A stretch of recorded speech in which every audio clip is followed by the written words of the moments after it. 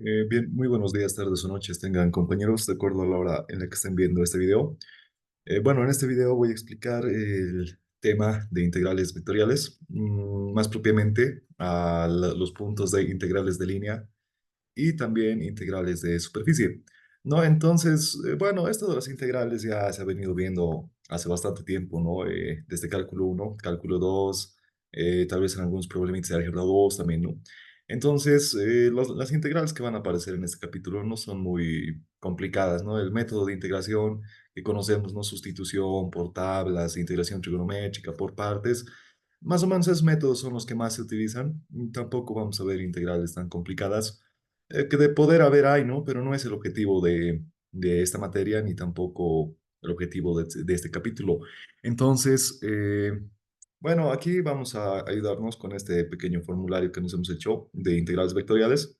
Vamos a ver hasta integrales de superficie y en la próxima pues vamos a ver integrales de volumen, aunque no es nada complicado, es lo mismo que cálculo 2. Y después los teoremas de integrales, ¿no? Esto es lo que generalmente entra al examen.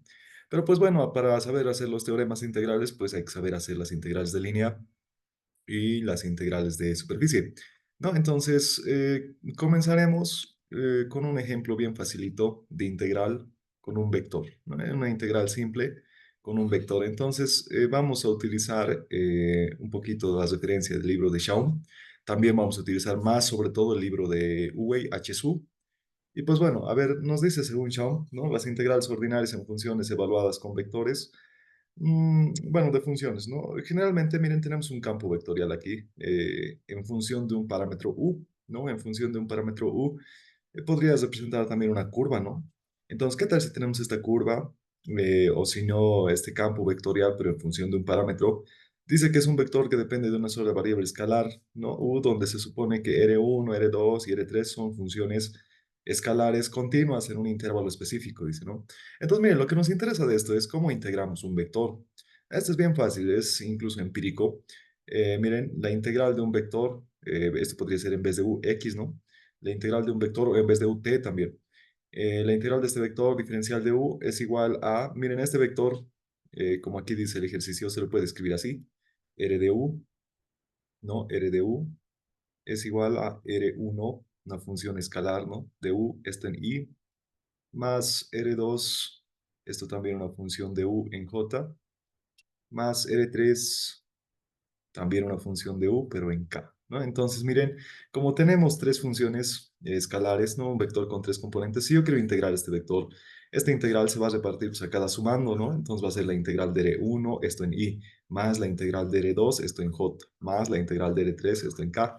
Entonces, lo que está pasando, miren, la integral de R1, eso en I, más la integral de R2, eso en J, más la integral de R3, eso en K, todo integrado en un solo parámetro. Es decir, si integro un vector en tres dimensiones, pues se va a convertir en tres integrales, ¿no? Eso nomás es la integral de un vector. Y pues bueno, en base a esas integrales de vectores y demás, pues se va a desarrollar este capítulo. Hay que entender algo bien importante, ¿no? Si integramos un vector, entonces el resultado igual va a ser vector. Si integramos un campo escalar, el resultado igual va a ser un campo escalar, ¿no? Entonces, eso sería más o menos una relación que utilizamos. Todavía no estamos viendo integrales de línea ni superficie, solamente estamos viendo cómo integrar un vector, ¿no? Ahora, miren, tenemos el primer problema de repaso. Nos dice suponer que tenemos este vector en función del parámetro t. Podría ser la ecuación de una curva, ¿no? Esto podría ser la ecuación de una curva también, como habíamos visto en curvas en el espacio, ¿no? Entonces podría ser la ecuación de una curva, algo por ahí. Entonces nos dice encontrar la integral de este vector diferencial de t. Y además nos dice hallar la integral de este 2 hasta 4 del mismo vector diferencial de t. Entonces, a ver, integraremos. Nos dice la integral de esto, entonces el vector r de t es esto, ¿no? Entonces lo copiamos en i, en j y en k. Miren, algunos libros no le ponen flechita, ¿no? Arriba, pero pues cuando está en negrilla significa que es vector. Entonces ahí nosotros le ponemos flecha y ahí tenemos el vector. Ahora integramos cada uno de sus componentes, ¿no? Uno por uno, la integral de 3t cuadrado va a ser t cubo sobre 3. El 3 con el 3 se van a ir y nos queda t cubo nomás. ¿No? Y eso es lo que está, a ver, aquí abajo, ¿no? Ahí abajo. Después la integral de t es t cuadrado, ¿no? T cuadrado sobre 2 y está ahí abajo. Entonces, pero miren, como estamos integrando sin límites de integración, pues no hay que olvidarnos de las constantes de integración, ¿no? Una constante C1. Y bueno, esto es en la dirección de I.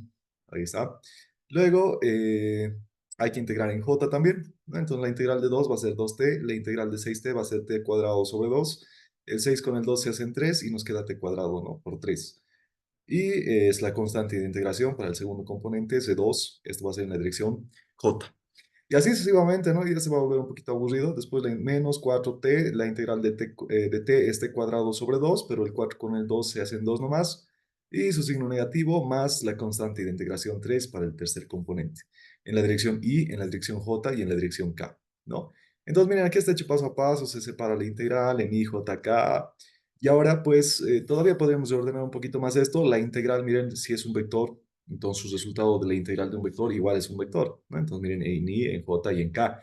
Pero miren, tenemos c1 por i, más c2 por j, más c3 por k. Eso sería un vector constante, ¿no? Un vector constante que aquí le estamos dando el nombre de vector c. A ver, ahí la anotaremos. El vector c sería igual un vector en c1 en i, más c2 en j. Es como si estuviésemos juntando todas las constantes, ¿no? Más c3 en k. Listo, entonces ese vector constante, pues al final, miren, solamente los he dejado los t's, y estos C1, C2, C3, pues al final nomás como vector constante. No, entonces sería la solución. La integral de este vector pues, sería esto, ¿no? Una integral bien fácil, con polinomios y demás. Más fácil que esto no puede haber, digamos, ¿no? Entonces, esta sería la solución al inciso A. Y el inciso B nos dice hallar la integral, pero en intervalo, bueno, evaluado desde 2 hasta 4. Entonces, esta integral, pues lo evaluamos desde 2 hasta 4. Entonces la integral de estos 4 es esto, ¿no? El resultado, ya nos olvidamos de la constante porque estamos evaluando, ¿no? Esto, ahí está, bueno, ya no le he puesto IJK, sino lo he escrito en forma de paréntesis con puntos y comas, ¿no? Evaluado de estos 2 entre 4, entonces en vez de t ponemos 4, ¿no? Límite superior menos esto en límite inferior, ¿no? En vez de t ponemos 2, tal, tal, tal, hacemos operaciones con calculadora, lo que sea. Y pues bueno, ya tenemos que el resultado de la integral había sido 50 en i, 32 en j negativo y menos 24 en k. Entonces, eso sería, ¿no? Un poco de la introducción al capítulo, que pues bueno, así se integra un vector. Entonces, miren, hasta aquí ya sabemos integrar campos escalares. Por ejemplo, la integral de un campo escalar phi en función del parámetro t diferencial de t, digamos, ¿no? Esto ya sabemos desde cálculo 1. En vez de poner phi, yo puedo poner integral de f de t diferencial de t. Y en vez de poner t, puedo poner la integral de f de x diferencial de x, ¿no? Entonces, es lo mismo, todos son campos escalares. Entonces, estas cosas son cosas que ya sabemos hacer desde cálculo 1. Entonces, no va a haber problema. Sabemos integrar campos escalares y ahora también hemos aprendido a integrar campos vectoriales. F de t, diferencial de t, ¿no? O campos o vectores, integrar vectores, ¿no? Así se integra y pues bueno, eso sería una introducción al capítulo. Ahora veremos qué tipos de integrales hay. En este capítulo vamos a ver integrales de línea, ¿no? Integrales de línea o también llamadas curvilíneas, entonces podemos irnos al formulario, ¿no? Para ver lo que vamos a ver. A ver un momento, ahí está. Entonces vamos a ver integrales de línea o llamadas también curvilíneas. También vamos a ver la independencia de la trayectoria y integrales de superficie, ¿no? Cómo podemos integrar un campo vectorial o un campo escalar a través de una superficie, ¿no? En la región de una superficie. Y después vamos a ver integrales de volumen, ¿no? Pero de momento esos dos vamos a ver, los primeros. Entonces, ¿qué son integrales de línea? ¿No? Podemos explicar aquí con este gráfico y aquí también en la pizarra. Una integral de línea es como regiones. Miren, en cálculo 2 habíamos visto regiones, ¿no? En cálculo 2 digamos, hallar la integral de f de x, y, diferencial de x, diferencial de y, digamos, ¿no? En la región limitada por la parábola y la intersección de las parábolas, digamos. Esto va a ser nuestra región de integración, digamos, ¿no? Así decíamos en cálculo y eso le ponemos la región R. Entonces, esto hacíamos en cálculo 2, cálculo 1 también, digamos, ¿no? Entonces, en análisis vectorial es muy parecido, solamente que ahora las regiones de integración serían ya no solamente áreas ni longitudes, nada, sino que aquí en integrales de línea, la región de integración van a ser líneas, curvas en el espacio. Y el capítulo de curvas en el espacio, pues ya hemos visto, ¿no? Entonces, miren, aquí tenemos un gráfico a la derecha donde tenemos una curva, ¿no? De color azul. A esa curva se le está dando un nombre de C. Entonces, pues, ¿qué cosas? El flujo, la circulación de algún campo vectorial, o no, no flujo, ¿no? Circulación de un campo vectorial, o si no, un campo escalar que aplicado a esta curva, ¿cuál será su integral, ¿no? Entonces, miren, en integrales de línea o curvilíneas vamos a trabajar igual con curvas en el espacio, ¿no? Donde tenemos el vector posición R, el que conocemos de toda la vida, y el diferencial de R vamos a conocer. Estas integrales de línea son aquellas que contienen el vector diferencial de R, ¿no? Entonces, a ver, le pondremos esto. Ya. Se tienen tres casos de integrales de línea. No, sería el caso A, caso B y caso C, donde el caso A es la integral, ¿no? A ver, lo haremos un poco más grande. Mm, a ver, de aquí abajo. ¿Ya? El caso A es la integral de un campo escalar por el diferencial de R, ¿no? Integral de un campo escalar y después también tenemos en una curva C, ¿no? Puede ser una curva sinusoidal, lo que sea, ¿no? El caso B sería la integral de un campo vectorial F, de un campo vectorial F, producto escalar, el diferencial de R, ¿no? Diferencial de R. Entonces, este caso de integral se le llama la circulación de F a través de la curva C, ¿no? Eso se llama este tipo B.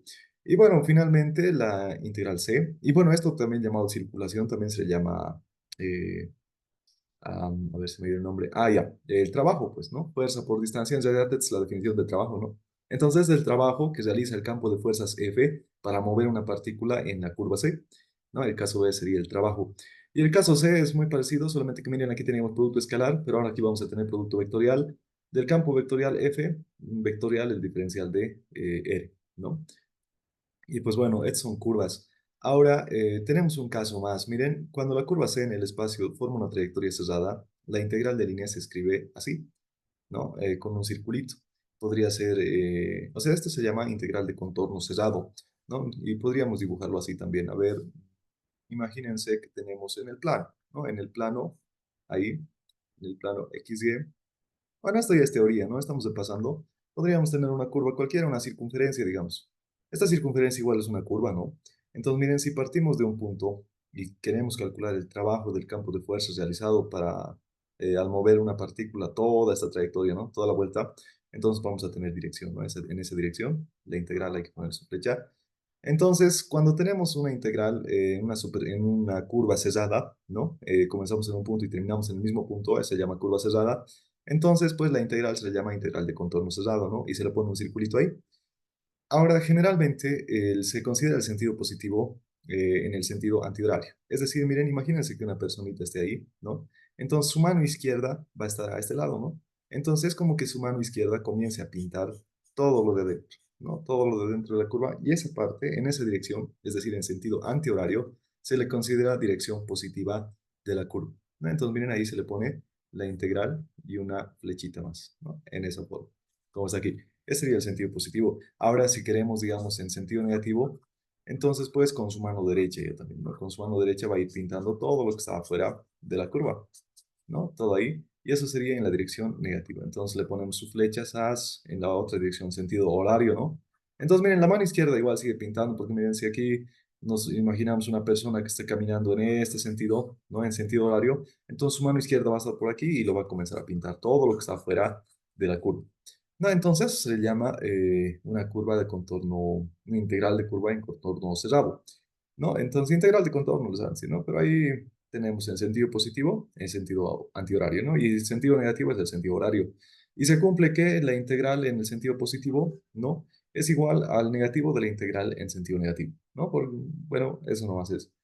Listo, entonces sería más o menos una introducción a integrales de línea, ¿no? La región de integración ya no es un área, ya no es nada, ahora es una curva, ¿no? Esa sería la región de integración desde un punto uno hasta un punto 2. Entonces, a ver, borraremos un poco esto. Ya, y pues bueno, entonces ahora tenemos el método de resolución. Este método generalmente, o sea, el método se utiliza lo mismo para todo tipo de integrales de línea, ¿no? O sea, el método es bien fácil. Parametrizar la curva, como teníamos parametrizado en curvas en el espacio, ¿no? Sabemos tener R igual a una helicoidal, digamos, una curva helicoidal, ¿no? Así, podríamos tener R igual a coseno T, ¿no? Coseno T, seno T, T, ¿no? En X y Z. Entonces, la cosa es tenerlo así, parametrizado, X en función de T x igual a una función de t, ¿no? Parametrizar la curva, y eso de parametrizar también ya hemos visto, ¿no? En primer parcial, cómo parametrizar curvas. Entonces, tiene que estar parametrizado. Parametrizar la curva, una vez teniendo parametrizada la curva, se puede calcular los diferencial de x, diferencial de y, diferencial de z para cada uno de los parámetros, perdón, para cada uno de los x y z, ¿no? Y se puede tener los diferenciales. Una vez teniendo los diferenciales, se puede expresar el diferencial de R en función del diferencial de x, diferencial de y, diferencial z, pero al mismo tiempo los diferenciales x y z van a estar en función al diferencial de t, ¿no? Entonces, pues todo hay que llevarlo en función al diferencial de t e integrar. ¿no? Y se nos va a formar una integral, como habíamos visto hace ratito, ¿no? Una integral puede ser de phi o puede ser de un vector r, pero diferencial de p, ¿no? Entonces la clave para cualquier integral de línea es parametrizar, ¿no? Listo. Entonces, y bueno, ya después vamos a ver otros métodos más, pero de momento, pues esto, ¿no? Bueno, hasta aquí, a ver, borraremos todo esto y a ver un poco. Bien, entonces, como les decía, ¿no? Miren, el sentido positivo es en el sentido contrario a los eructos del reloj, ¿no? En el sentido antihorario. Y pues bueno, ahí está pintado la parte de adentro. Y la integral sería de un contorno cerrado, así, ¿no? Y bueno, el sentido negativo sería en el otro sentido. Ah, miren, aquí está mal mi flecha, ¿no? Es que sí, se hay que corregir. Aquí está mal la flecha. Eso sería en sentido horario. Entonces, ahí le ponemos que es cerrado y en sentido negativo, ahí está, sentido horario, ¿no? Listo, entonces, pues bueno, eso serían las dos integrales y ahora veremos un ejemplo. Miren, aquí está. Este ejemplo es de los propuestos del libro de Schaum y nos dice sea el campo vectorial A, que sería x menos y en I y x más y en J, evaluar la integral de contorno cerrado de la curva C del campo vectorial A, producto escalar del diferencial de R. Estamos en el caso B, ¿no? Entonces, este es trabajo y pues bueno, esto es el trabajo que realiza el campo de fuerzas A para mover una partícula a lo largo de esta trayectoria. Entonces, bueno, es interpretación física, ¿no? Pero la cosa allá está integral. Entonces, alrededor de la curva C dice que es una curva cerrada, ¿no? Porque parte en un punto, va por aquí y llega al mismo punto de esta figura. Listo, entonces, miren, aquí tenemos dos tipos de curvas, ¿no? Dos tipos de curvas. Esta sería una parábola de este tipo, ¿no? Y esta otra sería una parábola de este tipo. Entonces, tenemos dos curvas. Entonces, la integral lo vamos a partir en dos. Una para la curva uno y otra para la curva 2, ¿no? Entonces, a un momento. Bien, entonces, como les digo, vamos a partir la curva en dos curvas y analizaremos para la primera curva, ¿no? La primera curva sería esta, que sería la parábola y igual a x cuadrado. Entonces, lo que vamos a hacer es parametrizar. Miren, para parametrizar, estamos haciendo una curva todavía en el plano x y, ¿no? Las curvas también podrían ser curvas en el espacio. Imagínense, como habíamos visto en curvas en el espacio, ¿no?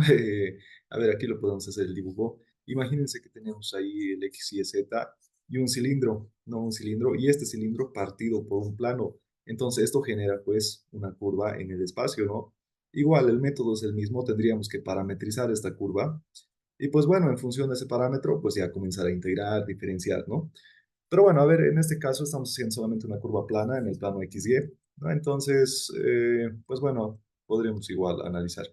A ver, para parametrizar esto está bien fácil, ¿no? Generalmente, miren aquí, si parametrizo Y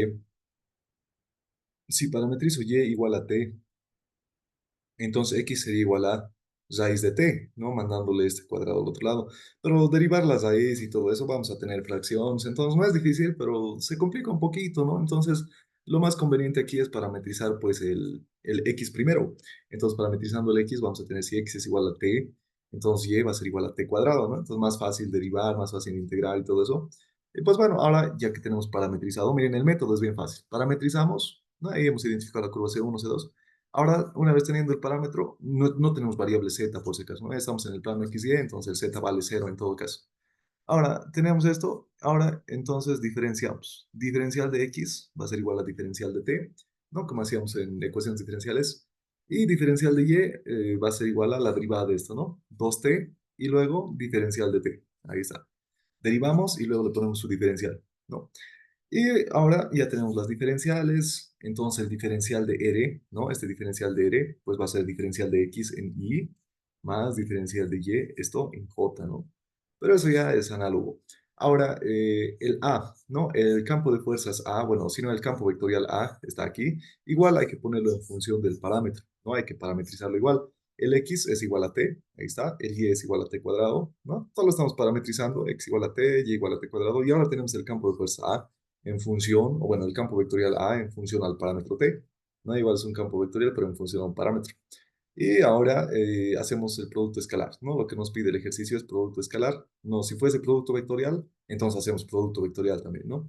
Bueno, aquí, y por si acaso hay que analizar, miren, estamos integrando un vector, pero este vector es producto escalar otro vector, porque el diferencial de R también es vector. Entonces, el producto escalar nos da como resultado una cantidad escalar. Entonces, el resultado de esta integral nos va a dar también como resultado una cantidad escalar, ¿no? Entonces, calculamos el producto escalar que nos pide la integral, sería el A, ¿no? El campo de fuerza A, t menos t cuadrado en x y t más t cuadrado en y, producto escalar, ahora el diferencial de r, ¿no? Este por si acaso, a ver, lo podemos pintar de un color verde, ¿no? Para que se note. Estito, eso es el diferencial de r, ¿no? Ahí le pondremos diferencial de r, o si no, ¿cómo le podemos hacer? Bueno, aquí se nota, ¿no? Que miren, ahí está, este mismo es pues, el diferencial de r, ¿no?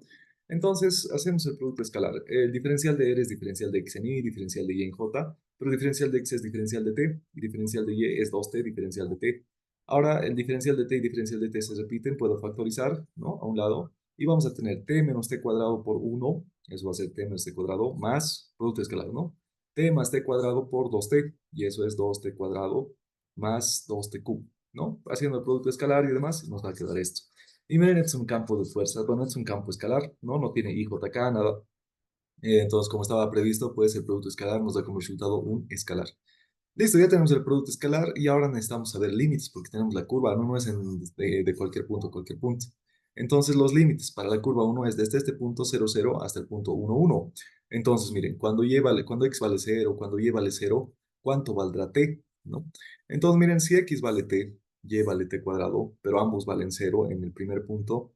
Entonces miren, de aquí ya sacamos la respuesta que t vale 0, pero tiene que cumplir ambas ecuaciones. Entonces t vale 0 y también t cuadrado vale 0. Si t vale 0, t cuadrado 0 al cuadrado igual vale 0, ¿no? Entonces en ambos casos se cumple y vamos a sacar que el primer valor de t sería 0.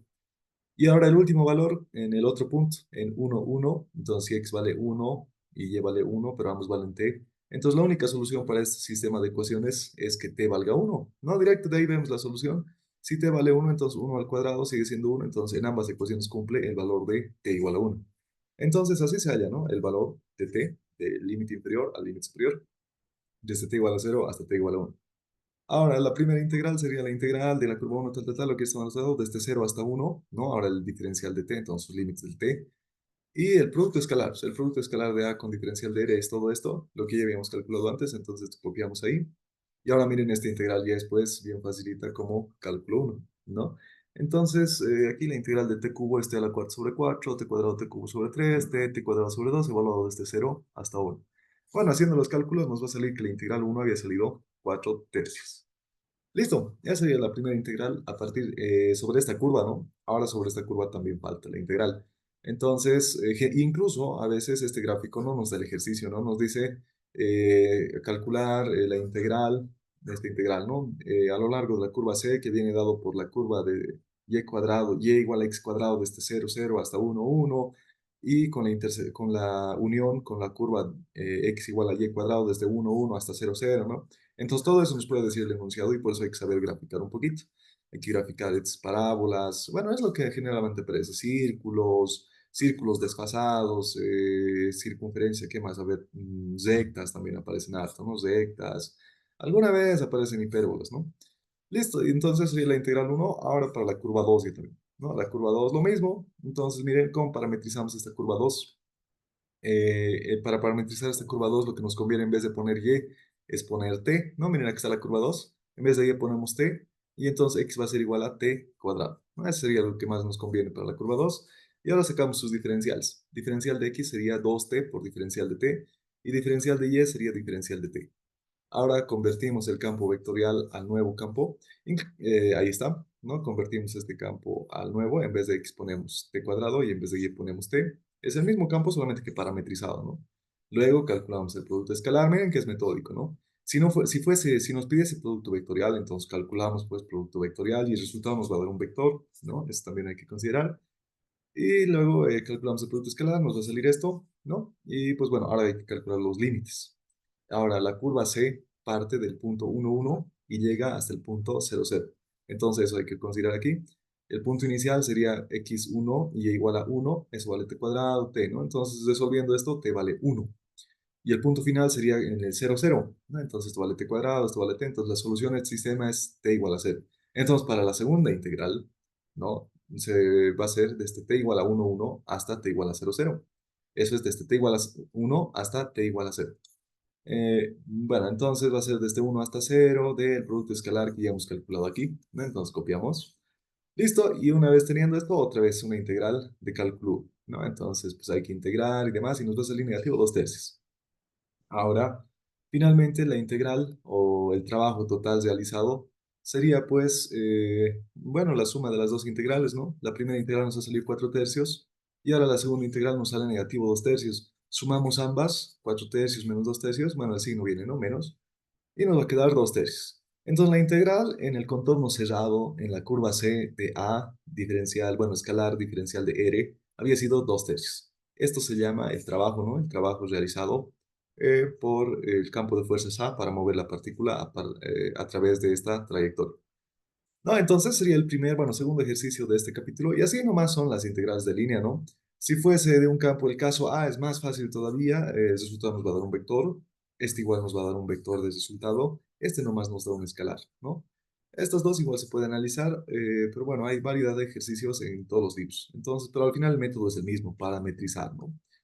Listo, ahora podemos analizar la independencia de la trayectoria. Ya es otro tipo de ejercicio. Miren que ya estamos dejando atrás las integrales de línea porque pues así nomás son, ¿no? Así nomás son. La clave es integrar y pues bueno, perdón, la clave es parametrizar y ya cualquier integral de línea se puede hacer nomás. Incluso miren, aquí hemos aprovechado para hacer dos integrales de línea por esta curva y además estamos aprovechando para hacer una integral de contorno cerrado, ¿no? En la dirección positiva.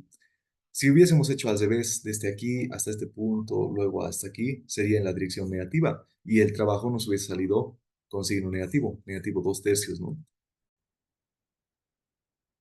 Bien, entonces en resumen el ejercicio sería este, ¿no? Problema número 2, y ahí está la solución.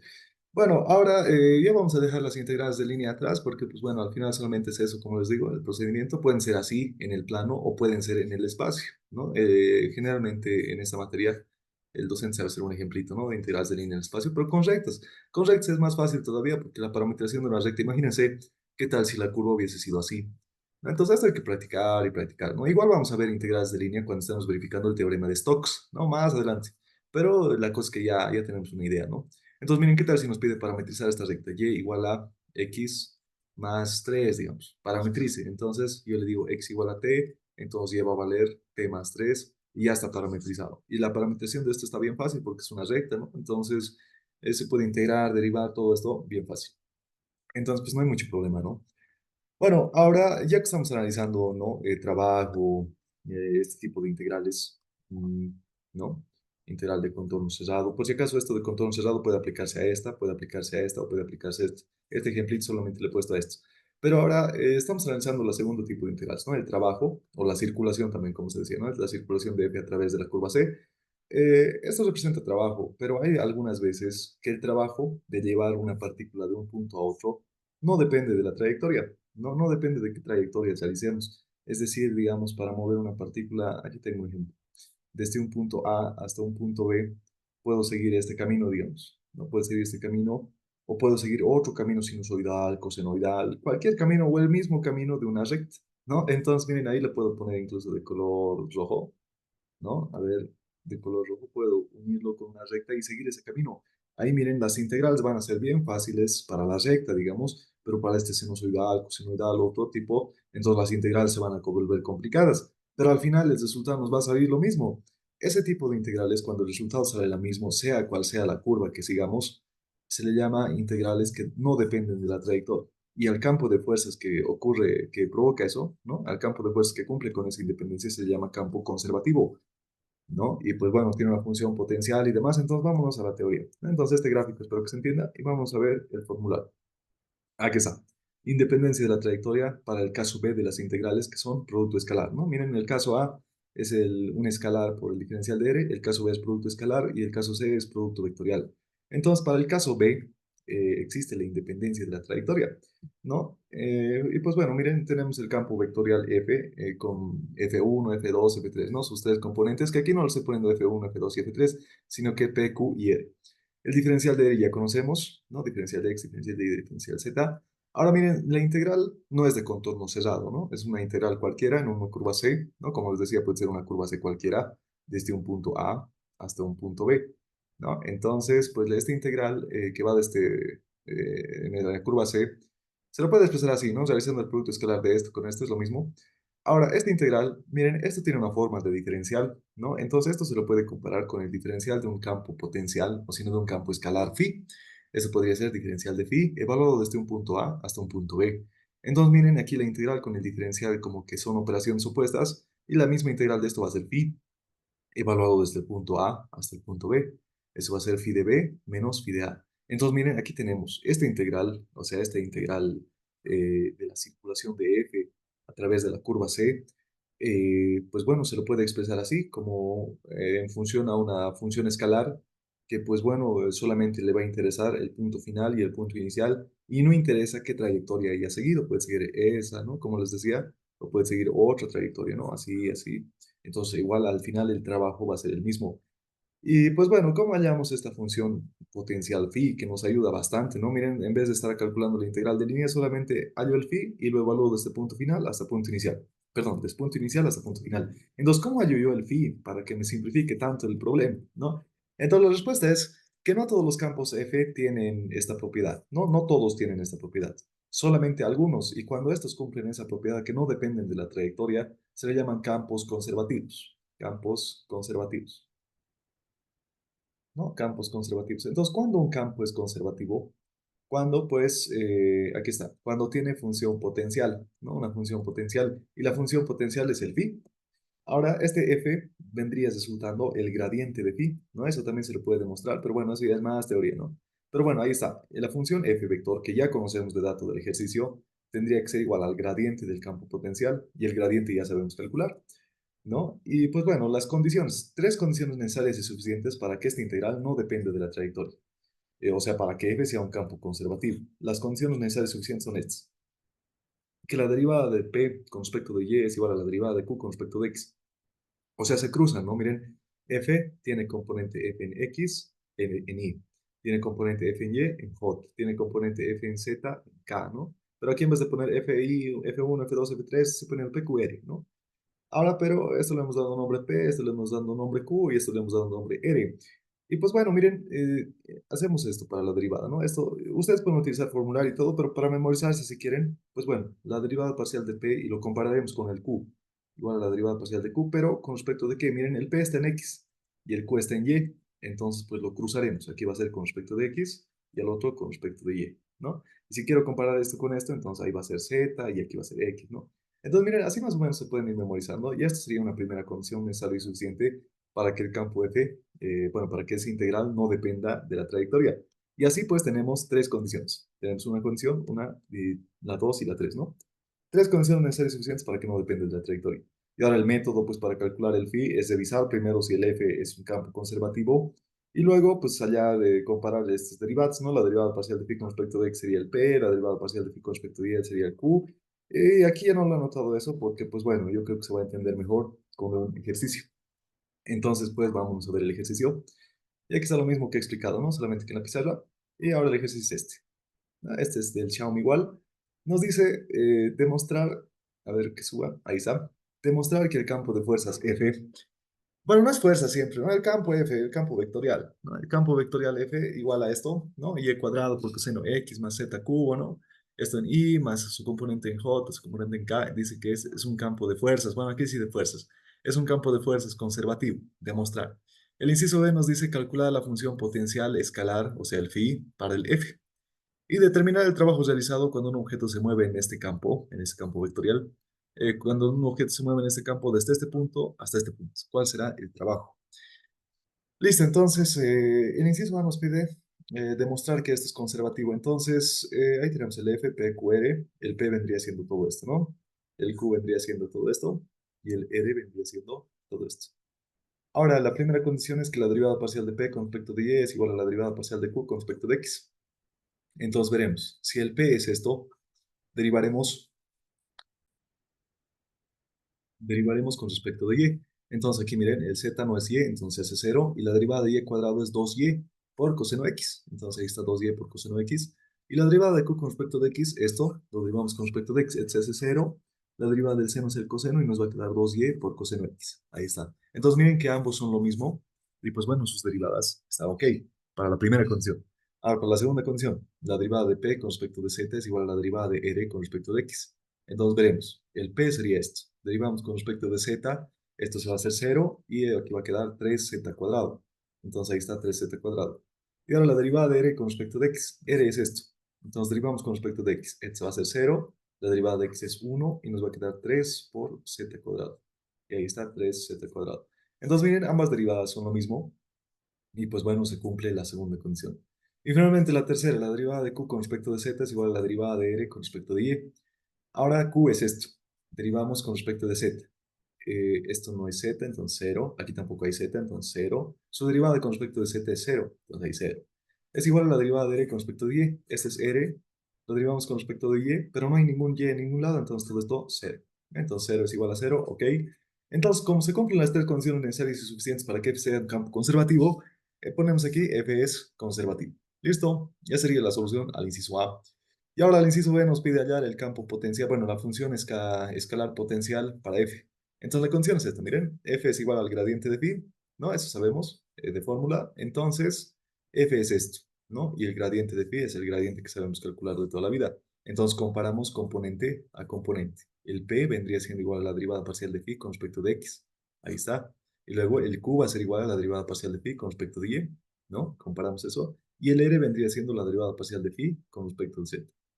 Bueno, una vez comparando eso, pues aquí están las comparaciones, ¿no? La primera, pero el P ya conocemos, porque conocemos el F, ¿no? Miren, aquí está, el P ya conocemos desde hace rato, entonces igual podríamos copiarlo aquí arriba. El P es y cuadrado coseno x más z cubo, esto en y, es el P, ¿no?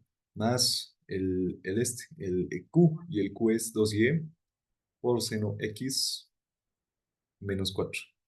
Esto es en J. Y el R, que sería 3xz cuadrado más 2 esto en K. Listo. Entonces, pues bueno, estos serían los tres, bueno, sí, el P, Q y R. Pero ahora miren, aquí el P ya conocemos, aquí está fallando un poco el pizarra, este igual lo arreglaremos y nada más, que sea coseno. Bien, entonces miren, el P ya conocemos, entonces reemplazamos. Miren, ahí del P, los reemplazamos aquí. El P es y cuadrado coseno x más z cubo, ¿no? Esto lo podemos hacer más pequeño incluso. Ahí no, ya. Entonces, aquí se nos forma una ecuación diferencial que no es tanto difícil, ¿no? Miren, este diferencial parcial de x lo mando a multiplicar, ¿no? Ahí está, y lo integro miembro a miembro, ¿no? Entonces, la integral con el diferencial como que se cancelan. Y aquí tenemos la primera función phi de 1, pero esto es para el 1, ¿no? Todavía no es el total, es un parcial, digamos, el phi de 1. Entonces, eso es la integral de esto con respecto al diferencial parcial de x. Entonces, miren aquí y cuadrado es constante, ahí está la integral del coseno es el seno de x, y este igual es constante, entonces le ponemos su x, más una constante de integración c sub 1. ¿No? Entonces, este igual es una función que depende de y z, digamos, ¿no? Pero no pasa nada. Entonces, pues bueno, ahí tenemos el phi 1. Y ahora hacemos lo mismo. Comparamos el q con la derivada parcial de phi con respecto a y, ahí está. Y de ahí vamos a sacar un phi 2. Y luego comparamos el r con la derivada parcial de phi con respecto de z. Y ahí hallamos un phi 3. Entonces ahí están las integrales, ¿no? Integramos con respecto de y, una constante c2. Integramos con respecto de z, una constante c3. Ahora miren, lo que importa de aquí es el phi 1, ¿no? Aquí le podemos adornar incluso. Este sería el phi 1, el phi 2 y el phi 3. Entonces el phi total pues va a ser la suma del phi 1 más el phi 2 más el phi 3, pero aquí esto es una suma especial, es una suma de términos sin repetición, es decir, los que se repiten ya no hay que sumarlo, o sea, miren, aquí veremos, tenemos y cuadrado seno x, entonces lo anotamos en eso, y cuadrado seno x, más xzq, todavía no hemos visto, entonces lo anotamos, más xz cubo, más C1, ¿no? Pero miren, el C1, el C2 y el C3, al final los tres van a sumar una constante C nomás, ¿no? Entonces eso no nos preocupa. Ahora en el phi 2, miren, y cuadrado seno x tenemos, pero eso ya hemos sumado antes, ¿no? Ya hemos sumado antes, entonces son igualitos, ¿no? Lo podemos pintar incluso. Este y cuadrado seno x es el mismo que este y cuadrado seno x, ¿no? Entonces miren, como ya hemos sumado más antes, no es necesario volver a sumar, ¿no? Entonces ya no lo estamos sumando. Aquí sería sino poner dos veces y cuadrado seno x, ¿no? Entonces estaría mal. Entonces ahí nomás, una sola vez. Después menos 4y, esto no hemos visto antes, entonces lo sumamos, menos 4y. C2 ya habíamos dicho que lo vamos a acumular todito en el C nomás, ¿no? Y ahora xz cubo, esto igual ya hemos visto antes. Miren, ahí está xz cubo, entonces son lo mismo, no vamos a volver a sumar otra vez. Entonces ahí xz cubo no más. Listo, y luego este 2z, ahí está, 2z, no hemos visto antes, y el C3 lo acumulamos en la constante C. Finalmente, esta suma sin repetición sería pues el campo potencial de f. Ahora es una función escalar y ahora ustedes pueden verificar que el gradiente de phi les tiene que salir exactamente la función f. Es decir, calculen su gradiente de esto y pues bueno, les tiene que salir exactamente el F, es decir, esto, ¿no? Esto de aquí. Listo, sería cómo calcular el campo potencial, ¿no? La función potencial, perdón, no el campo, ¿no? La función potencial. Y pues bueno, a ver si no, esto lo dejemos pintado nomás. ¿Dónde está? Ahí está. Y lo pintaremos el otro más para que se note biencito en el PDF, que son lo mismo, ¿no? Esto y esto son lo mismo. Ahí está. Listo. Bueno, así se halla. Y luego nos dice calcular el trabajo, ¿no? El inciso C nos dice determinar el trabajo realizado cuando un objeto se mueve en este campo vectorial desde este punto hasta este punto. Entonces, el trabajo es la integral del producto escalar, ¿no? El trabajo es la integral de F, producto escalar, diferencial de R. Ahora, bueno, sería la integral desde este punto, desde este punto hasta este punto, diferencial de pi. Miren, cuando tenemos una función, un campo conservativo, este trabajo se lo puede expresar como la integral del diferencial de phi. Miren, está anotado en el formulario, ¿no? ¿Dónde está? Aquí está, miren. El trabajo se lo puede expresar como la integral del diferencial de pi desde un punto A hasta un punto B. Y listo. Entonces, aquí lo escribimos así y ahora la integral con el diferencial se van y nos queda el phi evaluado desde el punto superior, límite superior, menos el phi también, pero evaluado en el límite inferior. Ahora miren, el phi ya conocemos porque ya hemos hecho ese cálculo y ahora en vez de x vamos a poner pi medios, en vez de y vamos a poner -1 y en vez de z vamos a poner 2 para el límite superior, ¿no? Aquí, todo eso. Y ahora para el límite inferior, en vez de x vamos a poner 0, en vez de y vamos a poner 1 y en vez de z vamos a poner -1. Eso para el límite inferior. Entonces, hacemos superior menos inferior. Calculamos estas, todo con calculadora si quieren. Y vamos a tener que el trabajo de las fuerzas desde A hasta B había sido 15 más 4 pi, ¿no? Esa sería la solución al inciso C. Listo, entonces, bueno, y aquí aparecen senos, cosenos, siempre aparece, ¿no? Miren, seno de pi medios es pues 90 grados, entonces su seno vale 1, ¿no? Seno de 0 vale 0, y así es cositas aparecen, ¿no? Listo, entonces sería el trabajo. Miren, ni siquiera nos ha dicho a través de qué curva, ¿no? Pero pues bueno, como es un campo conservativo, sea cual sea el camino que sigamos, desde un punto a otro, el trabajo va a ser el mismo. Eso ocurre en campos conservativos, ¿no? Listo, entonces, un ejemplo de campo conservativo, digamos, esto igual en física uno hemos visto, ¿no? En campos de fuerzas, o si no en sistemas conservativos, conservación de la energía y demás, es el campo gravitatorio, ¿no? El campo gravitatorio es un campo conservativo y, pues bueno, también no depende de la trayectoria. Al final, el trabajo de las fuerzas de gravedad es el mismo, ¿no? Listo, entonces, pues bueno, eso sería el problema 3 compañeros. Ahí un resumen, a ver, lo haremos más pequeño. Entonces, así se halla la función potencial. Hay problemas, ¿no? Esto podría ser problema de examen. O si no, también aquí en la función f meterle una letra A, una letra B y decir hallar A y B para que el campo de fuerza sea conservativo, ¿no? Entonces ahí el A y el B, pues lo hallamos de las condiciones de estas primeras condiciones, ¿no? Eso forma un sistema de ecuaciones que no es nada complicado. O sea, el método es este, y ya después cualquier problema, cualquier complicación que se le meta al ejercicio, se resuelve pues pensando un poquito, ¿no? Analizando, no hay una fórmula para todo, ¿no? Pero el método general es este, para hallar el campo de, perdón, el potencial, la función potencial, ¿no? Bueno, eso sería el problema número 3 y con eso estaríamos terminando integrales de línea. De momento, porque vamos a volver a ver más adelante, pero de momento hasta ahí más. Listo, entonces, esos son integrales de línea, compañeros, integrales curvilíneas de líneas en el espacio o en el plano, ¿no? Aquí hemos hecho un ejemplo en el plano, en el espacio es muy similar, ¿no? Y pues bueno, ahí teníamos el problema 3. Ahora vamos a ver integrales de superficie. Entonces, que baje, ahí está, integrales de superficie. Ahora miren, en integrales de línea habíamos visto que la región es una línea, ¿no? Una curva. Sobre esa curva estamos calculando la integral. Ya no estamos calculando en un área ni nada, ¿no? Sobre esa curva. Pero ahora en superficies, la región de integración va a ser pues, una superficie, ¿no? Una superficie. Puede ser una superficie doblada, una superficie plana, cualquier tipo de superficie, ¿no? La cosa es que tenga dos caras, eso es un detalle importante. Tiene que tener una cara, dos caras. Hay un tipo de superficie bien interesante que no tiene dos caras, ¿no? Imagínense que tenemos un papel, lo torcemos este papel, ¿no? Lo torcemos este papel y conectamos la punta, ¿no? Así, miren, un papel torcido sería ese ahí, lo torcemos y conectamos las puntas, ¿no? Esto se le llama una cinta, no me acuerdo cuál es el nombre, de Mobius creo que es, ¿no?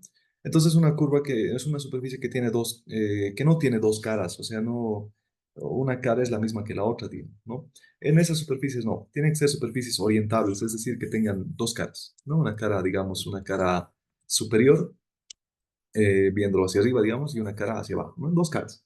Entonces, en ese tipo de superficies trabajamos y ahora entenderemos en forma vectorial qué es una superficie. O sea, análogamente ya sabemos qué es, ¿no? El grafiquito tenemos y todo. Pero ahora, ¿cómo representamos una superficie en forma vectorial? Bien, aquí vamos a ver un poquito de geometría. Todavía no es integrales, todo es geometría. Entonces, miren, mm, una curva en el espacio se las representa con un parámetro, ¿no? Con un solo parámetro que sería el t. Pero ahora una superficie en el espacio se los representa con dos parámetros, curvas u, ¿no? Curvas u y curvas v. Dos parámetros, u y v. Entonces, miren, ahora el vector posición ya no va a estar solamente en función de t. Un momento. Bien, entonces la función del vector posición va a estar en función de dos curvas, ¿no? Curvas u y curvas v. Estas curvas u y curvas v igual son curvas en el espacio, pero cuando una y otra sean constantes, pues nos van a dar lugar a puntos en el espacio que van a denotar al total, o sea, el conjunto de esos puntitos en el espacio nos van a dar el total de la superficie S. Entonces, eso es, ¿no? Se lo denota con dos parámetros. Una superficie, por si acaso, es un campo, bueno, un ente bidimensional, ¿no? Las curvas son entes unidimensionales, o sea, porque solamente dependen de un solo parámetro, ¿no? Hablando matemáticamente. Y pues bueno, las superficies son curvas, bueno, pues son entes bidimensionales porque dependen de dos parámetros. Bueno, ahora, ¿cómo denotamos esta superficie? ¿Cómo vemos sus características? El elemento, vamos a agarrar un elemento diferencial de superficie, ¿no? Este es el elemento diferencial de superficie, pero es un vector. Miren, entonces, esto es bien interesante porque sabemos nosotros que la longitud, el vector, no, sino que una longitud se lo puede determinar con su vector tangente, digamos, ¿no? Pero la superficie, no sabemos que ahora lo podemos denotar la superficie también como si fuese un vector. En realidad es un vector orientable, es un pseudo vector, ¿no? Bueno, no, un vector orientable, ¿no? Puedes tener en dirección positiva o en dirección negativa, depende, ¿no? No siempre hacia afuera, hacia adentro. La cosa es que es un vector. La superficie ahora se lo puede denotar como un vector. Entonces, ¿cómo es este vector diferencial de superficie? Es esto, miren. Si nosotros calculamos para cada una de estas curvas sus vectores tangentes a estas curvas, miren, el vector tangente a la curva U sería la derivada parcial de R con respecto de U, y el vector tangente a la curva B sería la derivada parcial de R con respecto de B. Ahora, un vector normal a la superficie será pues el producto vectorial de estos dos vectores tangentes, ¿no? Entonces, el producto vectorial de R con respecto de U con el producto, con la derivada parcial de R con respecto de B, eso nos va a dar un vector perpendicular a la superficie. Y este vector perpendicular a la superficie es el que nos va a dar la característica del vector diferencial de superficie, ¿no? O sea, un diferencial de superficie se lo denota por su vector normal. Ese va a ser su parámetro, su característica o su nombre, digamos. Vemos su vector normal y vemos que está representando a ese diferencial de superficie. Entonces, ahí está, el vector normal sería esto. Y diferencial de U, porque estamos con un pedacito de la curva U, y diferencial de B, porque estamos con un pedacito de la curva de B. ¿No? Entonces eso sería pues el vector diferencial de superficie, S mayúscula, miren, en curvas en el espacio habíamos visto también S, pero era S minúscula, ahora es S mayúscula que denota superficie. Bueno, entonces este vector se lo llama vector elemento de superficie, no vector diferencial de superficie, sino vector elemento de superficie. Ahora, si sacamos el módulo de este vector, tendríamos que módulo miembro a miembro, el módulo de este vector sería diferencial de S, es igual al módulo del producto vectorial diferencial de U, diferencial de B. Y esto se llama diferencial de superficie o sino también diferencial de área de esta superficie, ¿no? Entonces, bueno, a este vector normal yo le doy nombre de n mayúscula, así también está en algunos libros de análisis vectorial. Entonces, n mayúscula es este vector normal. Le pongo n mayúscula porque no es un vector unitario, ¿no? Entonces sería el vector normal a la superficie S. Ahora, si yo quiero un vector unitario normal, ¿no? Un vector unitario normal a S, pues bueno, el vector unitario será esto, ¿no? El vector normal dividido entre su módulo. Entonces, al mismo tiempo, pues vendría siendo esto, ¿no? Este de aquí. Eh, pues bueno, ahora sabíamos que el vector elemento de superficie es esto, ¿no? Esto lo hemos visto desde hace rato. Ahí está. Pero ahora miren de este vector normal, esto lo puedo despejar y va a ser, el producto vectorial será igual al vector normal por el módulo, ¿no? Entonces el producto vectorial es igual al vector normal por el módulo, pero ahí estaba diferencial de U, diferencial de B, pero ahora diferencial de U, diferencial de B por el módulo, eso es el diferencial de área, ¿no? Diferencial de S, sin vector. Entonces, pues ahí le ponemos en vez de todo esto, diferencial de S. Y ahí tenemos el vector, la relación entre estos dos, ¿no? Uno es el módulo del otro y demás, pero el vector elemento superficie, ¿no? El vector diferencial de superficie es igual al vector normal. Esto es lo que lo caracteriza por el diferencial de superficie, ¿no? Y el diferencial de superficie es esto. Entonces, más o menos esa sería la geometría. Lo que nos ayuda a entender qué es un diferencial de superficie es su vector normal, ¿no? En qué dirección está orientado. Miren, es como jugar con papelitos, ¿no? Un cuadradito, un papelito, entonces tendrá esta orientación, ¿no? Entonces, este vector diferencial de superficie. ¿Sí? Otro papelito, ¿no? Chiquitito ahí, estará orientado en este sentido, ¿no? Entonces, eso nos sirve, para eso nos sirve el vector normal. Entonces, miren, este diferencial de área sería esto, ¿no? Ese diferencial de ese a ver, otro papelito, un papelito plano, digamos. Entonces ahí hacia arriba, ahí sería su diferencial de S. Entonces esta área se le puede denotar con este vector diferencial de superficie, ¿no? Entonces esa característica, su vector normal es lo que caracteriza a la superficie. Y pues bueno, esa sería como una introducción a la geometría vectorial de superficies. Y aquí también en el formulario tenemos, a ver, aquí está, ¿no? Lo mismo que había explicado y bueno, ahora sí podemos entrar a integrales de superficie. Entonces, si es que algo no se entiende o tal vez hay alguna confusión, igual me preguntan nomás, ¿no? Ahí está siempre estamos predispuestos a ver un cachón, predispuestos a poder ayudar. Y pues bueno, cualquier duda que haya sobre esto, pues me dicen nomás, ¿no? Ya, ahora sí, comenzaremos con integrales de superficie. Bueno, igual tenemos sus métodos de solución y demás. Pues bueno, a ver, las integrales de superficie, miren, como les decía, ahora la región de integración ya no va a ser una curva, sino que la región de integración va a ser una superficie. Sobre esta superficie vamos a integrar. Listo, entonces las integrales que incluyen el elemento diferencial de área, eh, aquí está, ¿no? El elemento diferencial de área, aquí está mal escrito, ¿no? Eso lo vamos a corregir, debería ser elemento vector diferencial de área, porque está en vector, entonces sí lo corregiremos. O bueno, lo voy a anotar. Bueno, entonces, ¿no? Las integrales que tengan el vector diferencial de área, ¿no? El vector elemento diferencial de área, se le llaman integrales de superficie. Entonces, miren, podemos igual tener tres casos, igual que en integrales de línea, pero son integrales dobles, porque miren, como tenemos dos parámetros, entonces tenemos dos parámetros que integrar, ¿no? Por eso integral doble. Y ahora, miren, podemos integrar una función escalar phi por el diferencial de área.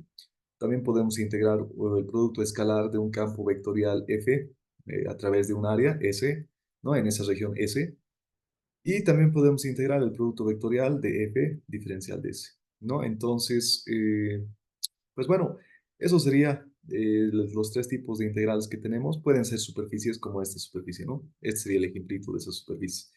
Ahora, también existen superficies cesadas, ¿no? Y bueno, por si acaso, este segundo tipo, el caso B, se le llama el flujo del campo vectorial F a través de la superficie S, ¿no? A este se le llama flujo. Antes la integral que hemos visto se llamaba circulación o trabajo, ¿no?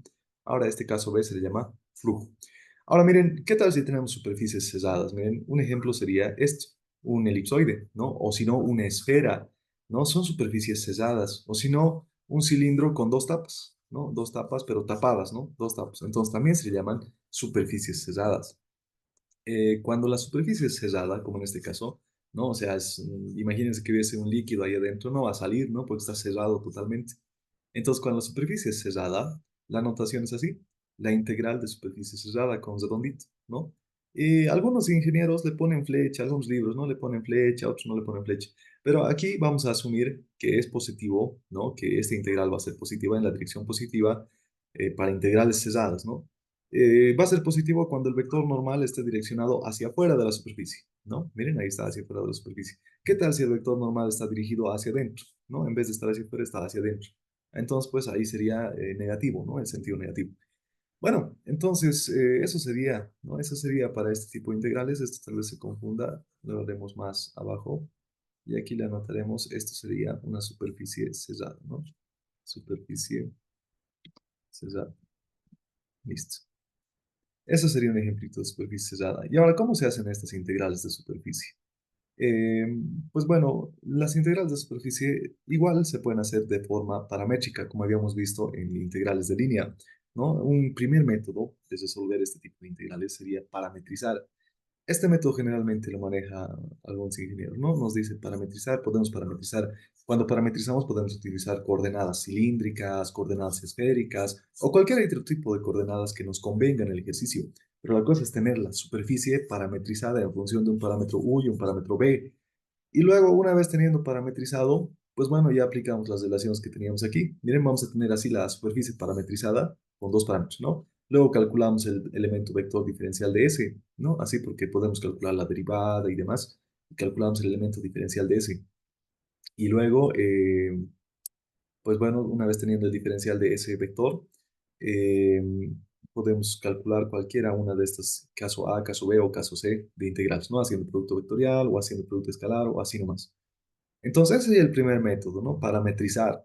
Y ahora un segundo método es utilizar esta relación de aquí, que se puede deducir también, no es muy complicado, utilizando cosenos, senos, ¿no?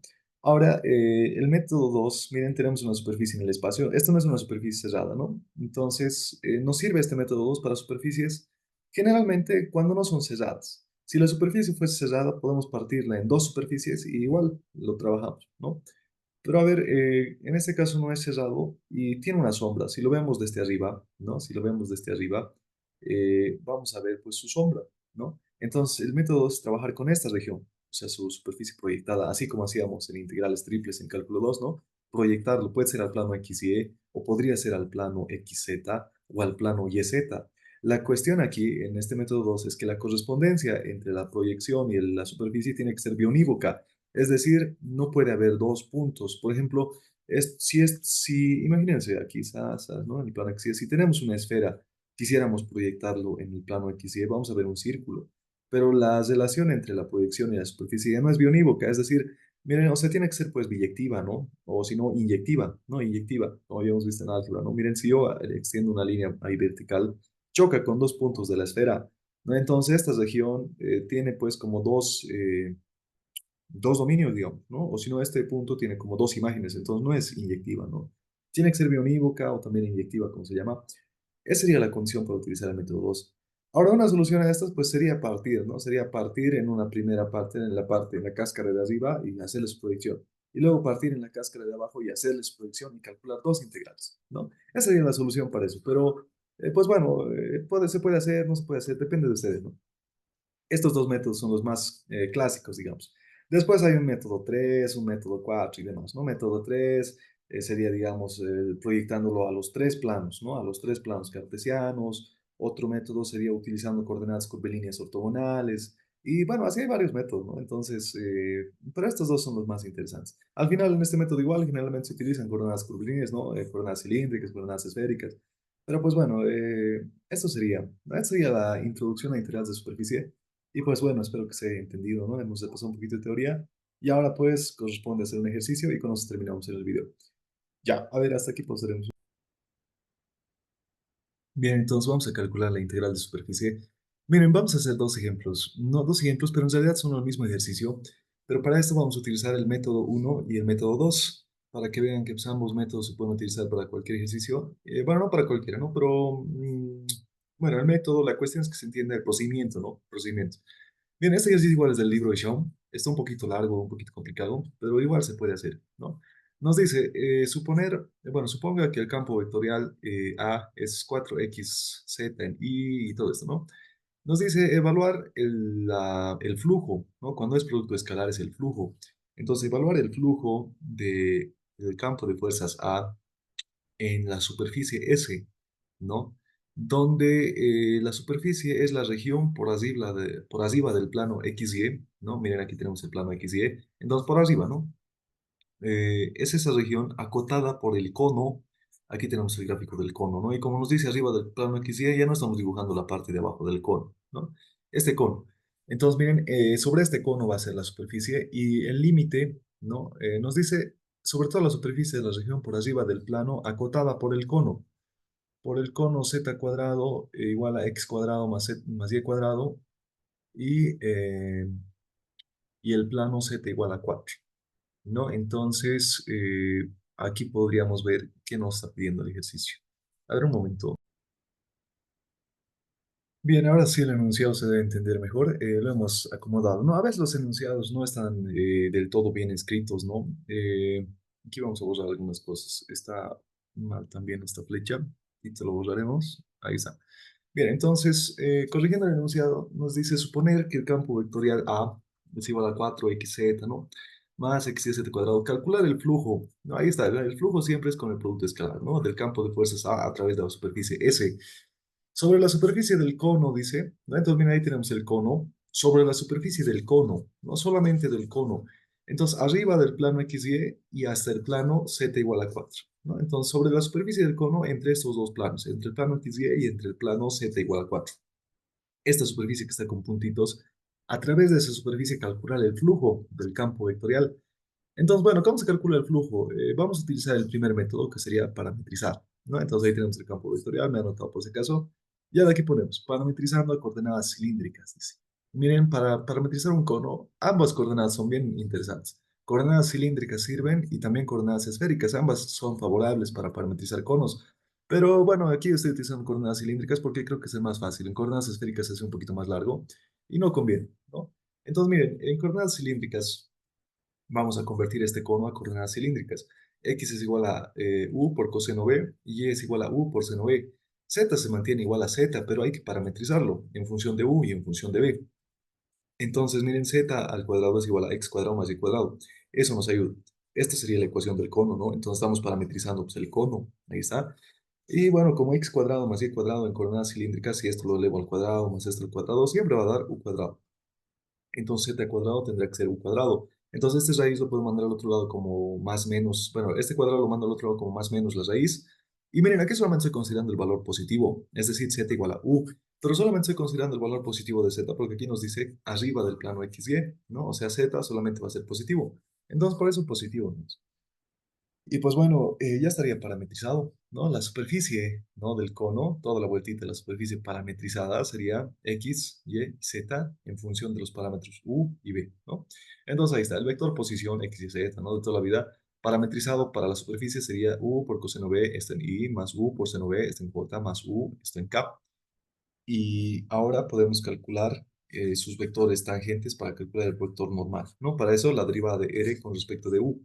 Derivamos R con respecto de U, va a ser la derivada de esto con respecto de U, el U se hace 1 y nos va a quedar coseno B. Aquí de esto derivamos el U se hace 1 y nos queda seno B, como hacíamos en coordenadas curvilíneas, ¿no? Y la derivada de U es 1. Ahora la derivada de esto con respecto de B va a ser menos U por seno B, luego U por coseno B, y luego esto no tiene B, entonces 0, ¿no? Ahora, una vez teniendo las derivadas, calculamos el vector normal a la superficie, ¿no? Un vector n mayúscula. Ese n mayúscula es, pues, el producto vectorial, ¿no? El producto vectorial de RU con RB. Entonces, el producto vectorial es, pues bueno, calculamos el producto vectorial de los vectores, como sabemos, ¿no? Ahí nos va a dar esto. Y esto sería el vector normal n mayúscula, ¿no? El vector normal a la superficie. Ahora, el elemento diferencial de superficie vector, ¿no? Es igual al vector normal diferencial de u, diferencial de b. Y ya tenemos, esto sería lo primero que hay que hacer, ¿no? Hallar el vector diferencial de ese vector en función paramétrica, ¿no? Esto y esto también, ¿no? Esos dos sería el primer paso que deberíamos hacer.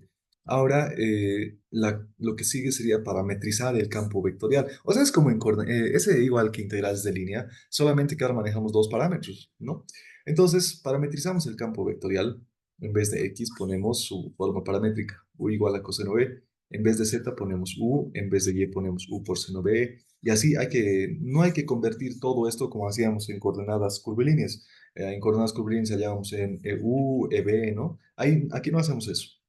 Solamente convertimos las partes escalares. El IJK se mantiene así nomás, ¿no? Entonces, miren, aquí sería 4U por coseno B, luego U por coseno B aquí, U por seno B, U cuadrado, ¿no? Entonces, en vez de X y Z lo parametrizamos el campo vectorial y ya tenemos parametrizado. Bueno, una vez teniendo parametrizado el A y el diferencial de superficie vector, podemos calcular el flujo, ¿no? El flujo es lo que nos pide, entonces, pues esto nos pide, ¿no? Calcular ese integral. Y miren, hay que analizar bien, ¿no? Hay que analizar bien, pero bueno, de momento seguiremos. Hay que calcular este producto escalar y para eso esto es lo mismo que esto, ¿no? Miren, porque tenemos una relación, el vector diferencial de S es igual a n por diferencial de S, ¿no? Entonces, esto es lo mismo que el flujo. Entonces, ambos ya tenemos el vector A, ahí está, y tenemos el vector diferencial de superficie, aquí está, ¿no? Pero esto de aquí ya conocemos, está ahí arriba, ¿no? Entonces, ahora lo que tenemos que hacer es el producto escalar.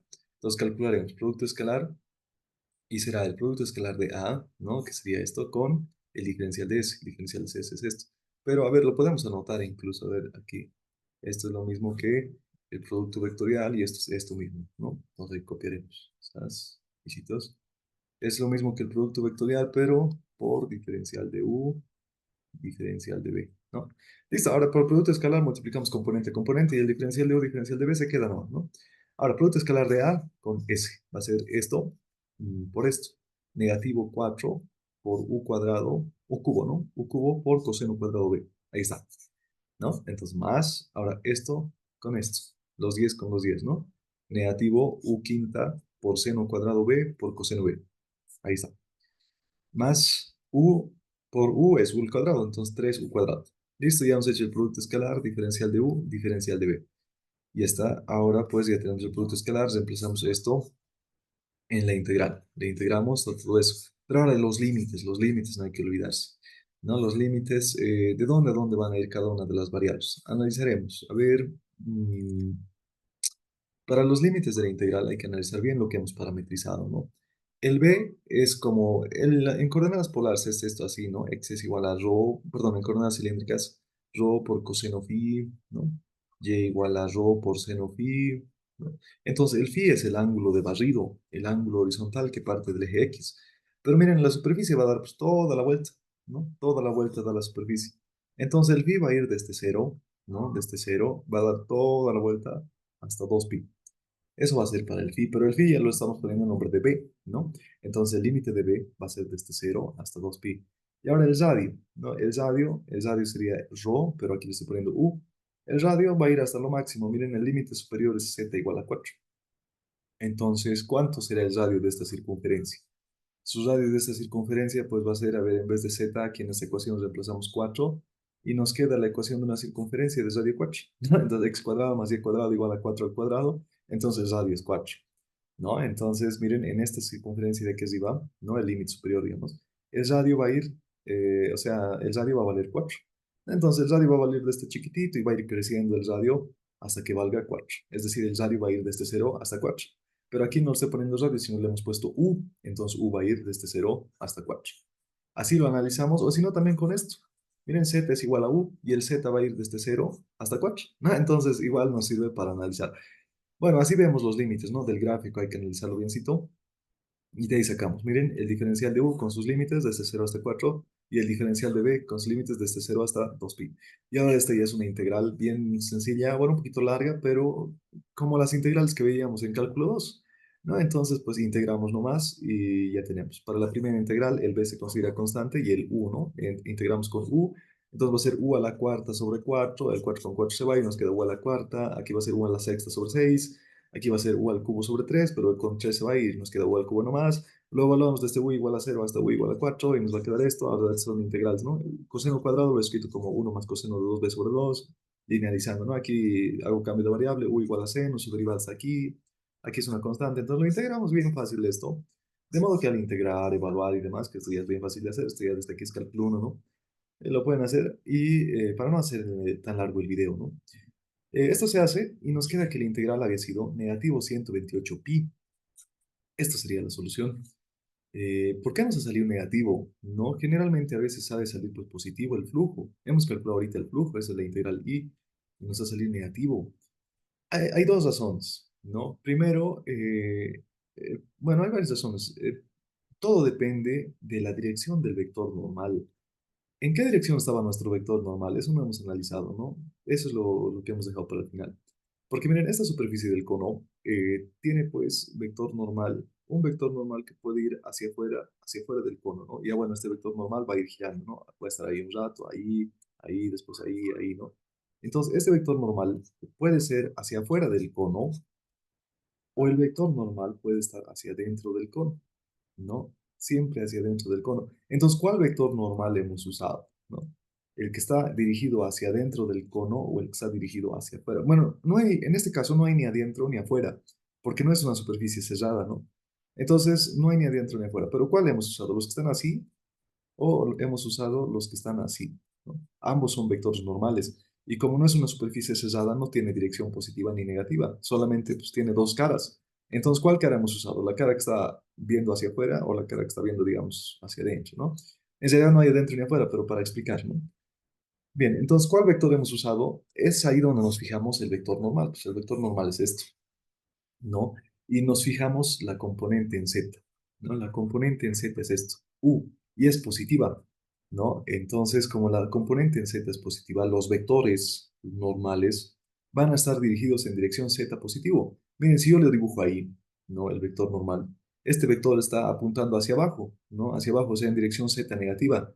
Entonces, este vector no hemos usado, porque está en Z negativo, en dirección Z negativo.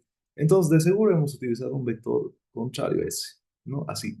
Ese vector hemos debido utilizar. A ver, ¿cómo podemos dibujarlo para que se entienda un poquito mejor? Más grande, sino ahí está el cono, ¿no? Entonces tiene vectores que apuntan podría decirse hacia adentro, pero como les digo, no hay adentro ni afuera porque es una superficie que no está cerrada.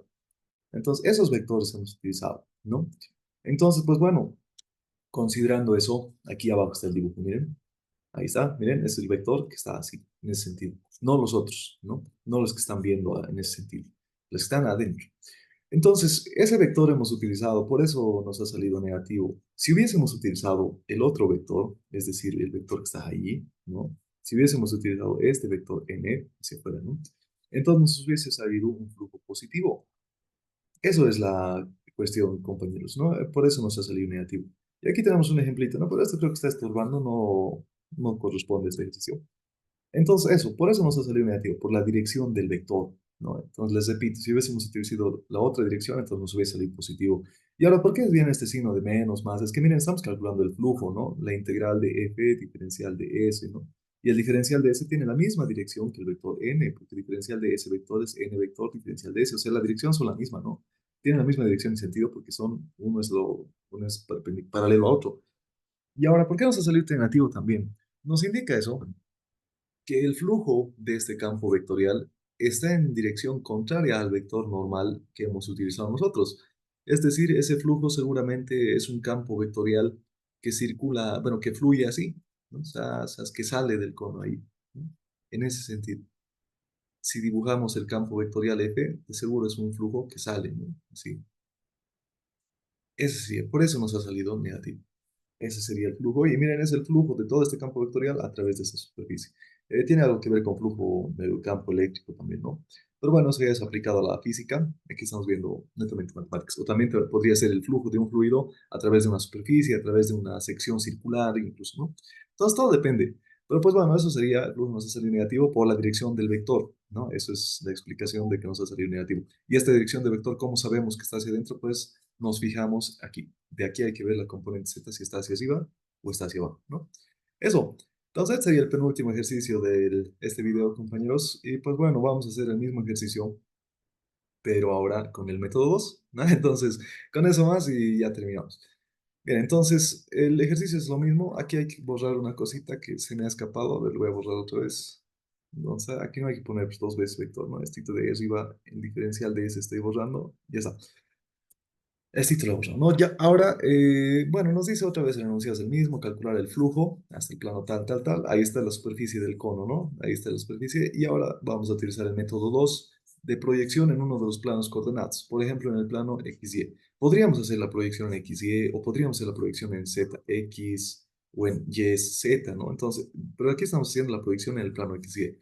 Lo vemos desde arriba y lo que vamos a ver es un circulito, ¿no?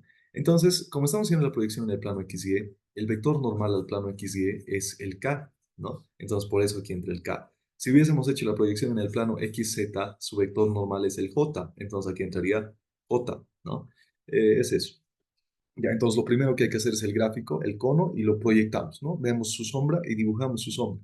Su vector normal de la sombra sería el K, y esto que está pintado aquí con rayas sería la región proyectada en el plano XY.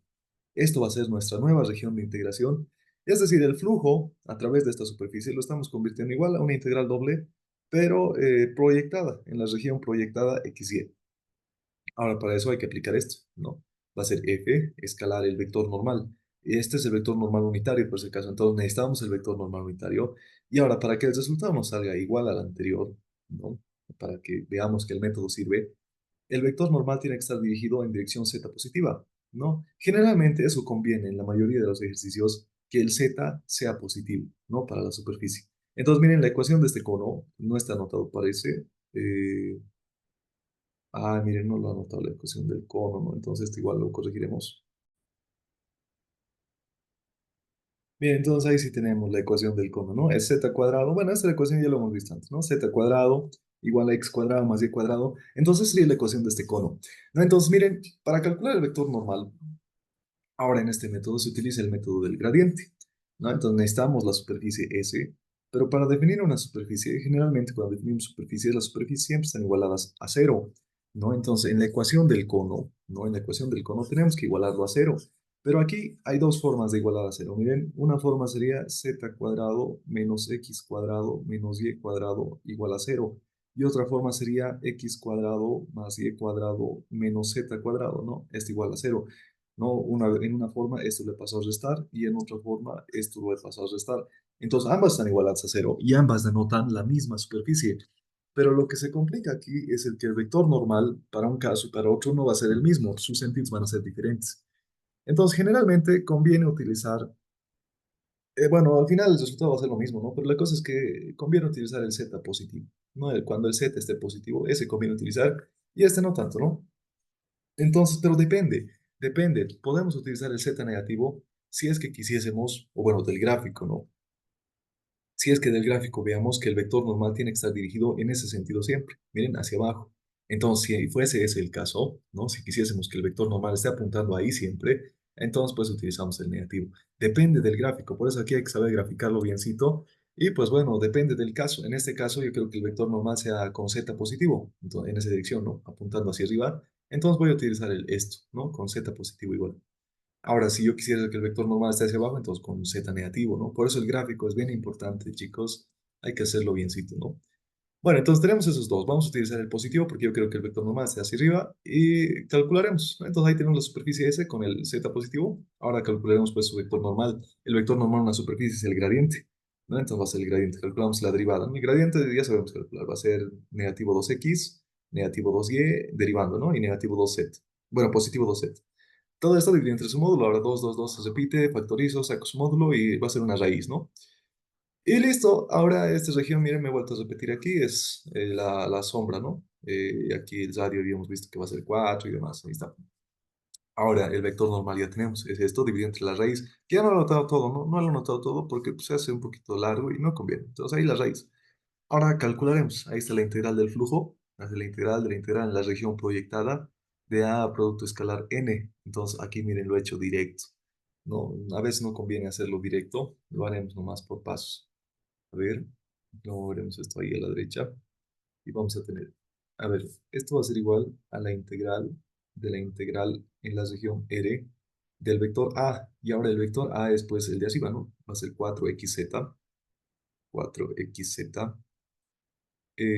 Bueno, lo voy a dibujar sin IJK, sino eso va a ser en x, x, y, z cuadrado en j y 3z en k. Listo. Producto escalar el vector normal. Y el vector normal es menos x, menos y z. Todo esto dividido entre la raíz, ¿no? La raíz de x cuadrado más y cuadrado. Pero no estoy anotando la raíz porque siempre se simplifica. Van a ver, diferencial de x, diferencial de y ese diferencial de x, diferencial de y dividido entre el valor absoluto del vector normal, producto escalar k, ¿no? Pero el vector normal después se está haciendo un poquito largo, ¿no? A ver cómo hacemos. Este lo recorremos un poquito a la izquierda, entonces. Ahí, yo creo que ahí va a entrar, ¿no? Entonces ahí tenemos la raíz y nos dibujaremos esto más dividido entre la raíz, diferencial de x, diferencial de y, porque en ese plano estamos proyectando, y dividido entre el valor absoluto del producto escalar, ¿no? Del vector normal, que sería menos x, menos y z, dividido entre la raíz escalar k, ¿no? Ahí está. Listo, entonces, ahora sí está bien. Y pues bueno, aquí miren lo que pasa, lo que les decía es que la raíz con la raíz siempre se simplifica, miren, ahí se va, porque esto está multiplicando aquí y está dividiendo, entonces se simplifican. Y aquí para el producto escalar, miren, estamos multiplicando por escalar k, entonces solamente nos va a quedar la componente en k, solamente z, ¿no? Entonces por eso se ha quedado solamente z. Y aquí para el producto escalar es el producto escalar de toda la vida. Aquí menos se va a hacer menos 4x por x cuadrado por z, ¿no? Más menos y por x por y por z cuadrado, eso nos queda esto. Z por Z es Z cuadrado y ahí está, ¿no? Listo. Entonces, miren, la ventaja de este segundo método es que ya no hay que parametrizar, ¿no? No hay que parametrizar, sino que ahora hay que proyectar, ¿no? Entonces, proyectando generalmente se hace más fácil. Y pues bueno, ya tenemos esto. Simplificamos un poquito y ya tenemos esto. La integral del flujo había sido la integral de la integral en la región R de esta función, diferencial de x, diferencial de y. Pero ahora miren, aquí tenemos letras x, x, y, pero aparecen zetas también, ¿no? Pero no tenemos diferencial de z.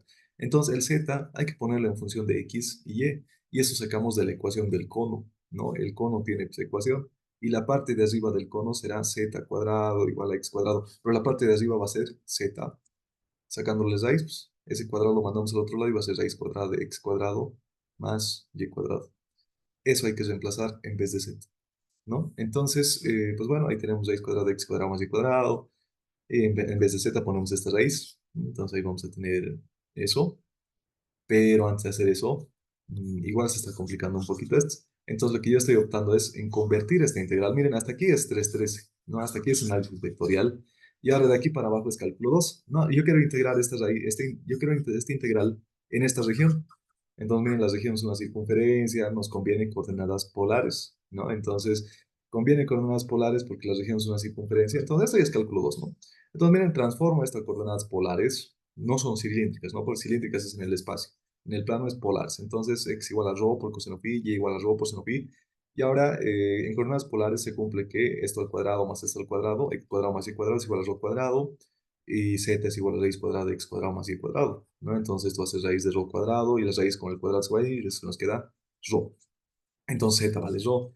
Entonces, ya hemos convertido esta integral a coordenadas polares. Y pues bueno, hay que convertir un poquito más, ¿no? Es la integral desde menos 4, bueno, de menos 4 x cuadrado. Pero x es igual a rho por coseno phi, rho por coseno phi, al cuadrado ambos, menos x por y tal, tal, convertimos todos, ¿no? Ahora miren, este rho no había, había diferencial de x, diferencial de y, pero este rho, miren, no había, ¿no? No había, y ir a 3z, y el z en vez de z hemos puesto rho, pero este rho no había, y este rho es pues el jacobiano de transformación, ¿no? El jacobiano de transformación a coordenadas polares es el rho. Entonces, pues bueno, como les decía, este jacobiano y demás ya es recordando de cálculo 2, ¿no? Este rho le pondremos 6 este rho es pues el jacobiano de transformación. Listo. Ahora hemos transformado esta integral a coordenadas polares, siempre viendo la región de integración, ¿no? La región de integración, miren, el ángulo va a ir desde 0 toda la vuelta hasta 2pi y el radio va a ir desde 0 hasta 4. Listo. Entonces el ángulo pi va a ir desde 0 hasta 2pi y el radio rho va a ir desde 0 hasta 4. Y se forma esta integral, que esta integral es muy parecida a la integral que habíamos hallado en, en forma de parametrización, ¿no? Entonces, pues bueno, es muy parecida, ustedes lo pueden integrar, aquí ya lo dejo así nomás, lo integra un poquito, pero ya luego esto ya, la integral del coseno, esto hay que linealizar, ¿no? Esto aquí va a ser cambio de variable, aquí es una constante y se integra, ¿no? Listo, entonces, pues la integral de esto va a salir negativo 128 pi, que es lo mismo que nos ha salido más antes, ¿no? Listo, ahora aquí hay una observación también. ¿Qué tal si el vector normal lo hubiésemos tomado en esta dirección? Entonces nos hubiese salido positivo también, ¿no? Bueno, entonces serían los dos métodos, compañeros. Miren que ambos nos llevan al mismo resultado, pero el método de proyección siempre es más fácil, ¿no? Siempre es más fácil. Y hay algunos casos especiales, pero eso, bueno, tendríamos que verlo más adelante, o si no, ya un poquito analizar. A ver, el caso más especial que se me ocurre ahorita es, ¿qué tal si tenemos la integral, ¿no? De un cilindro, ¿no? La superficie que sea un cilindro, ¿sí? Un cilindro. Ahora, la proyección de este cilindro no lo podemos proyectar pues, al plano XY, porque si lo vemos desde arriba, solamente vamos a ver una línea, no vamos a ver un área, ¿no? O sea, no se va a pintar esto porque está hueco, pues es un cilindro, ¿no? Entonces no lo podemos proyectar al plano XY, sino que en el cilindro lo que se hace es, tenemos que partir al cilindro en dos, ¿no? En una parte, a ver, lo voy a proyectar este cilindro en este plano XZ. Entonces, para eso, miren, el plano XZ lo parte al cilindro en dos partes. Una parte ahí, ¿no? Ahí, una parte a la derecha, digamos. Ahí. Entonces, este cilindro en la parte derecha tendrá su ecuación, porque la ecuación de un cilindro es x cuadrado más y cuadrado igual a radio al cuadrado, ¿no? Entonces, la parte derecha será igual a y igual a raíz cuadrada de r cuadrado menos x cuadrado, ¿no? Ese será. Entonces, lo partimos y esta superficie lo proyectamos al plano XZ. Ese sería para un cilindro. Lo estamos partiendo en dos, igual que hacíamos con esfera, ¿no? Y ahora la parte izquierda, igual lo proyectamos, sacamos su vector normal y toda la cosa y lo proyectamos también al plano XZ. Entonces aquí hay que hacer doble proyección. Y pues bueno, este ejercicio lo pueden ver resuelto también en el libro de Schaum y tal vez lo podamos hacer también cuando veamos integrales o teorema de la divergencia. Y también está resuelto en el Makarenko, ¿no? O si no, que se llama Krasnov, Kiselyov y Makarenko, ¿no? El libro de análisis vectorial. Entonces, bueno, sería un casito especial, pero cuando es cilindro no hay que proyectar en XY, podemos proyectar en XZ, ¿no?